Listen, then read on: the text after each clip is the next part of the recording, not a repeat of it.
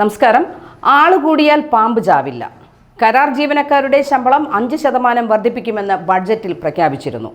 ആശമാരുടെ വേതനം കൂട്ടാൻ പണമില്ലെന്ന് സർക്കാർ പറയുന്നു. ക്ഷേമ പെൻഷൻ കൂട്ടാൻ ഖജനാവിൽ പണമില്ല. ഇതിനിടെയാണ് മുഖ്യമന്ത്രിയുടെ പേഴ്സണൽ ടീമിന്റെ ശമ്പള വർധനവ് മുഖ്യമന്ത്രിയുടെ സോഷ്യൽ മീഡിയ ടീമിന്റെ ശമ്പളം 5% വരെ കൂട്ടി. അവരെ സ്ഥിരപ്പെടുത്താനും അണിയറ നീക്കം നടത്തുന്നതിനും ഇതിനിടെ ചില വസ്തുതകൾ ചർച്ചയാക്കുകയാണ് നമ്മുടെ കോൺഗ്രസ് നേതാവ് VT ബൽറാം. സോഷ്യൽ മീഡിയ ടീമിന് ശമ്പളം നൽകുന്നത് എന്തിനെന്ന ചോദ്യമാണ് ബൽറാം ആദ്യമായി ഉയർത്തുന്നത്. അതിനുവേണ്ട പണി അവർ എടുക്കുന്നുണ്ടോ എന്നതാണ് ചോദ്യം. ഇതിനിടയിൽ മുഖ്യമന്ത്രി പിണറായി വിജയന്റെ സോഷ്യൽ മീഡിയ ടീമിന്റെ ശമ്പളം വർദ്ധിപ്പിച്ച ഉത്തരവ് പുറത്തും വരികയായി. 12 അംഗ ടീമിന്റെ ശമ്പളം 5% വീതമാണ് വർദ്ധിപ്പിച്ചിരിക്കുന്നത്. ശമ്പളം പരിഷ്കരിച്ചതോടെ ടീം ലീഡറുടെ ശമ്പളം 75,000 നിന്നും 78,750 ആയി. ഈ വർധനവിന്റെ ആവശ്യകത ഉണ്ടോ ഇപ്പോൾ എന്ന ചോദ്യമാണ് ബൽറാം ഉയർത്തുന്നത്. ഇതിനോടനുബന്ധിച്ച് നമ്മുടെ VT ബൽറാമിൻ്റെ സോഷ്യൽ പോസ്റ്റ്, അതായത് സോഷ്യൽ മീഡിയയിൽ അദ്ദേഹം പോസ്റ്റ് ഇട്ടിരിക്കുന്നത് ഇങ്ങനെയാണ്: കേരള മുഖ്യമന്ത്രി പിണറായി വിജയന്റെ ഫേസ്ബുക്ക്, എക്സ്, ഇൻസ്റ്റാഗ്രാം എന്നിവയിലെ സോഷ്യൽ മീഡിയ പ്രൊഫൈലുകളെ മലയാളികളായ നികുതിദായകർ ദയവായി ഒന്ന് പരിശോധിക്കുക. ഫേസ്ബുക്ക് പിണറായി വിജയൻ്റെതായി ഇന്ന് നിലമ്പൂരിലെ 2 ഇലക്ഷൻ പരിപാടികളുടെ വീഡിയോ ഉണ്ട്. ഇന്നലെ ആകെയുള്ളത് അഹമ്മദാബാദ് വിമാനാപകടത്തിൽ അനുശോചനം അറിയിച്ചുകൊണ്ടുള്ള 4 വരി പോസ്റ്റ്.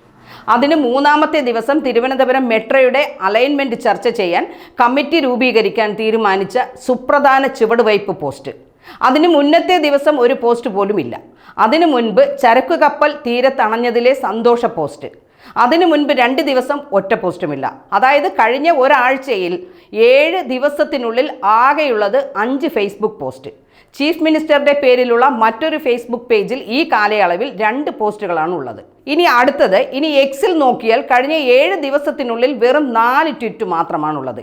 ഇൻസ്റ്റയിൽ കഴിഞ്ഞ 7 ദിവസത്തിനുള്ളിൽ ആകെയുള്ളത് നേരത്തെ ഫേസ്ബുക്കിൽ ഇട്ട ആ കപ്പൽ പോസ്റ്റ് മാത്രം.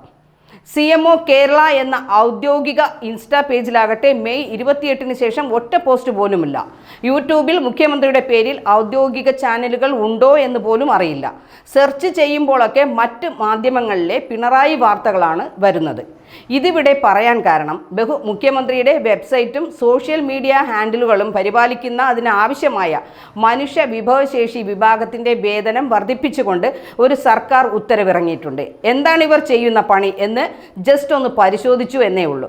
12 പേരാണ് ഈ മനുഷ്യ വിഭവശേഷി വിഭാഗത്തിലുള്ളത്. അതിലെ ടീം ലീഡറുടെ ശമ്പളം നിലവിലെ 75,000 നിന്ന് ഇനി മുതൽ 78,500 വർദ്ധിപ്പിച്ചിട്ടുമുണ്ട്. ബാക്കിയുള്ളവരിൽ 7 പേർക്കും 50,000 കൂടുതൽ മാസശമ്പളവുമുണ്ട്. മറ്റു 3 പേർക്ക് അതിനോടടുത്ത പ്രതിഫലവും. ഇവർ എല്ലാവരുടെയും ശമ്പളം വർദ്ധിപ്പിച്ചുകൊണ്ടുള്ള ഉത്തരവാണ് ഇപ്പോൾ ഇറക്കിയിരിക്കുന്നത്. ഈ പറയുന്ന 12 പേരെയും 2022 മെയ് മാസം മുതൽ 6 മാസ കാലയളവിലേക്ക് താൽക്കാലികമായി കരാർ അടിസ്ഥാനത്തിലാണ് എടുത്തിട്ടുള്ളത്. പിന്നീട് പല അവസരങ്ങളിലായി അവരുടെ കാലാവധി നീട്ടിക്കൊടുത്തുകൊണ്ടേയിരിക്കുകയാണ് സർക്കാർ. ഒരു മര്യാദയും ഉളുപ്പുമില്ലാതെ ഖജനാവിലെ പണമെടുത്ത് 12 DYFIക്കാർക്ക് വർഷങ്ങളായി വാരിക്കോരി കൊടുത്തുകൊണ്ടിരിക്കുകയാണ് പിണറായി വിജയൻ എന്ന് സാരം.